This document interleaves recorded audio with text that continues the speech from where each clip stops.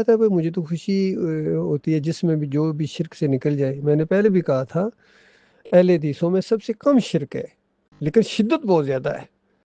بریلویوں میں اگر 100 شرک ہیں، دیوبندیوں میں اگر 50 ہیں تو یا کم زیادہ اوپر نیچے، پھر ان کے آگے برانچز ہیں. بریلویوں کی بھی بے شمار برانچز ہیں، کسی میں زیادہ شرک ہے کسی میں کم ہے. اپنے دیوبندی بھائیوں میں بھی بے شمار برانچز ہیں، حیاتی ہیں، مماتی ہیں، تبلیغی ہیں، کسی میں کم ہے کسی میں زیادہ ہے. اسی طرح اہل حدیثوں کے 14 فرقے تو موجود ہیں، تو اس میں کسی میں کم ہے. کچھ ہیں جو تعویذ گنڈے کو عین ایمان سمجھتے ہیں. یہ دالگراں چوک میں ان کا بڑا ہیڈ کوارٹر ہے. عبد القادر روپڑی اب تو فوت ہو گئے. یہ اس وقت جب میں وہاں ایک دفعہ لاہور گیا تو ان کے مرکز میں گیا تو اس وقت یہ تعویذ دیا کرتے تھے، حالانکہ بڑے چوٹی کے اہل حدیث ہیں. اور ایک آدمی کو انہوں نے اس وقت 100 روپے کا تعویذ تھا، اندازہ لگائیے یعنی کتنی ویلیو تھی اس وقت 100 روپے کی. یعنی آج کے حساب سے آپ سمجھیں کم از کم 10,000 روپے کا. تو ایک آدمی غریب تھا، اس کے پاس 50 روپے تھے، تو اس نے کہا کہ حضرت میرے پاس تو صرف 50 روپے ہیں. تو عبد القادر روپڑی صاحب نے کہا کہ ٹھیک ہے لے جاؤ، لیکن یہ ہے کہ اثر آدھا کرے گا. تو یہ حال ہے میرے بھائی. بے شمار یعنی اہل حدیث ہیں جو یہ تعویذ گنڈا کرتے ہیں. ایک معراج ربانی کے نام سے ایک اہل حدیث تھا جو مسلم ڈائری نکالتے تھے، اور انہوں نے اس وقت 5 لاکھ کا انعام رکھا تھا. اہل حدیثوں کو کہا تھا کہ اہل حدیثوں بچاؤ اپنے اکابرین کو، فتویٰ لگا ہے ان کے اوپر اس عود روح فی القبر کی وجہ سے کہ مردہ سنتا ہے، ثابت کرو کہ نہیں سنتا ہے، بچاؤ اپنے اکابرین کو. اور پھر یہ اجرت کا معاملہ بھی اس میں لکھا تھا کہ اجرت کو ثابت کرو.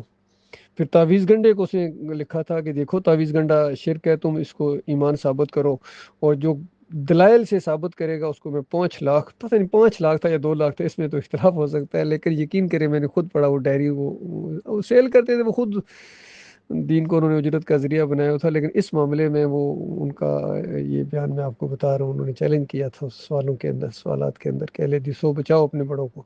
تو اہل حدیثوں کا یہ 2-3 شرک ہے. کیا جاتا ہے کہہ دو کہ اعمال اللہ کے یہاں پیش ہوتے ہیں، نبی علیہ السلام کے یہاں پیش نہیں ہوتے ہیں، مدینے والی قبر میں زندہ نہیں ہیں، وہ تو جنت الفردوس میں الوسیلہ مقام میں زندہ ہیں نبی علیہ السلام. اور ہمارے اعمال جو ہیں وہ فرشتے اللہ کے پاس لے کے جاتے ہیں، نبی علیہ السلام کے پاس نہیں لے کے جاتے ہیں. یہ 2 شرک ان کے اندر بڑی شدت کے ساتھ ہیں. تعویذ گنڈے والا بھی شرک ہے ان کے اندر، اہل حدیثوں کے اندر. اور قبر میں جا کے پڑھو تو سنتے ہیں. یہ عبداللہ بن باز کا فتویٰ، مفتی اعظم سعودی عرب کا، اندازہ لگائیے. اس طرح انہوں نے اپنی آنکھیں بند کر لی ہیں. تو بتاؤ اللہ کے پاس جانا ہے، اللہ تعالیٰ نے کیا معیار رکھا ہے؟ کسی عالم کو معیار رکھا ہے یا اپنی کتاب کو معیار رکھا ہے؟ اور نبی علیہ السلام آخری وہ جو بیان تھا، آخری خطبہ، آخری تلقین، وہ کیا چھوڑ کے گئے تھے؟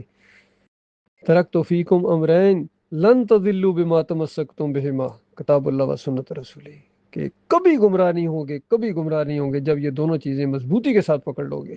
اللہ کی کتاب ہے اور فرمایا ایک میری سنت ہے. تو یہ بتائیے یہ کس کی سنت ہے؟ یہ اذان کی تنخواہ اور امامت کی تنخواہ، یہ مال یہاں پیش ہوتے ہیں، یہ سنتے ہیں. باقی یہ فتوے تو آپ کے بڑوں کے بھی موجود ہیں کہ مانگنا شرک ہے، مانگنا بالکل شرک ہے. اس شرک سے تو آپ بچ گئے، لیکن وسیلے کا شرک اور قبر میں حیات کا شرک، جب سننا آپ نے ثابت کر دیا تو لوگ پکاریں گے. قرآن سننے کی نفی کرتا ہے. ابراہیم علیہ السلام نے کیا اپنی قوم کو کہا تھا، ابا جان، اور پھر قوم کو کہا میری قوم کے لوگوں جب تم ان کو پکارتے ہو تو سنتے ہیں؟ بتاؤ سنتے ہیں؟ سننے کے اوپر چوٹ ماری ابراہیم علیہ السلام نے. اور قرآن کہتا ہے اموات غیر احیاء، یہ مردے ہیں، ان کے اندر زندگی کی رمق تک باقی نہیں ہے. وما انت بمسمع من فی القبور، تم قبر والوں کو نہیں سنا سکتے ہو اے نبی. باقی معجزات اور اس طرح کی چیزیں لا کے پھر مردوں کو زندہ ثابت کرنا یا ان کو سننے والا ثابت کرنا، یہ بڑی اللہ کی کتاب کا مذاق ہے. جو معجزہ ہوتا ہے وہ معجزہ ہے. جس طرح موسیٰ علیہ السلام کے دور میں ایک بندہ زندہ ہوا اور اس نے اپنے قاتل کا نام بتایا، وہ تو معجزہ ہے. ہر مردہ نہیں بتا سکتا ہے، نہ وہ سنتا ہے، نہ دیکھتا ہے، نہ پہچانتا ہے. انبیاء جنتوں میں زندہ ہیں، شہداء جنتوں میں زندہ ہیں. اشرف علی تھانوی صاحب کہتے ہیں میرے دادا شہید ہو گئے تھے، رات کو مٹھائی کا ٹوکرا لے کے آ گئے. بتاؤ کیا کر رہے، کتنا بڑا شرک اور کتنی بڑی بدعقیدگی. شاہ ولی اللہ صاحب یہی کہتے ہیں اسی انداز سے. کیا کرو گے؟ شاہ ولی اللہ صاحب کہتے ہیں میرے باپ نے شاہ عبد الرحیم نے گھوڑے کی عمر کسی مرید کی بیوی کو لگا دی اور بیوی کی عمر گھوڑے کو لگا دی. میرے تایا ابو رضا محمد اس نے مردے کو زندہ کر دیا. بتاؤ اتنے اتنے بڑی بڑی باتیں موجود ہیں.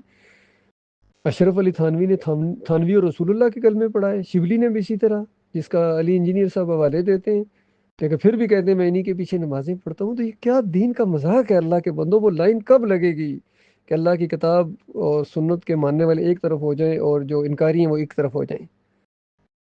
کیا بیچ میں رہو گے، ڈوان ڈول رہو گے، کھچڑی کے اندر رہو گے تو کس طرح آپ کی وہ جان بچے گی آگے جا کر؟ جو درمیان میں رہتا ہے یا دونوں طرف رہتا ہے، ان کے بارے میں اللہ کی کتاب کہتی ہے اولئک هم الکافرون حقا، یہ وہ لوگ ہیں جنہوں نے کفر کا حق ادا کر دیا ہے. یہ منافقت ہے. بالکل مسلم بنو، یکسو مسلم بنو، حق کا ساتھ دو. یہ چورن نہیں ہے، یہ توحید ہے، اللہ کی کتاب کی توحید ہے.